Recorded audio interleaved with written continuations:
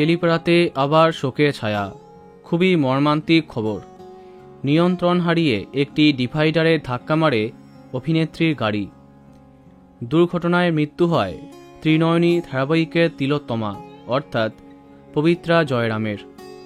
রবিবার অন্ধ্রপ্রদেশের মেহবুবা নগরের কাছে এই দুর্ঘটনা ঘটে।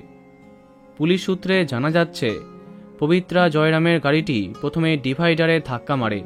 ঠিক তখনই হায়দ্রাবাদ থেকে আগত একটি বাস তাদের গাড়িকে ধাক্কা মারে। এই ভয়াবহ দুর্ঘটনায় সেখানেই প্রাণ হারান পবিত্রা জয়রাম।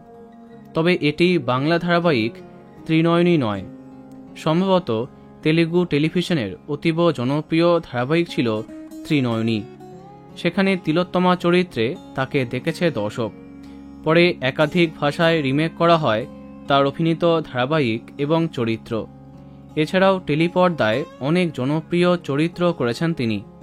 তার এমন অকাল প্রয়াণে ভেঙে পড়েছেন সন্দীপ আচার্য। সামাজিক মাধ্যমে লিখেছেন, এইমাত্র খবরটা শুনলাম, এটা সত্যিই অবিশ্বাস্য। আমার প্রথম অনস্ক্রিন মা ছিলেন আপনি। আপনি সবসময় আমার কাছে বিশেষ একজন হয়ে থাকবেন। বলা বাহুল্য, তার প্রয়াণে গভীরভাবে শোকাহত দক্ষিণী ইন্ডাস্ট্রি। বন্ধুরা, ভিডিওটি এইটুকুই। বাংলা বিনোদনের অন্যান্য আরও খবর পেতে সাবস্ক্রাইব করো কারেন্ট বস। ধন্যবাদ।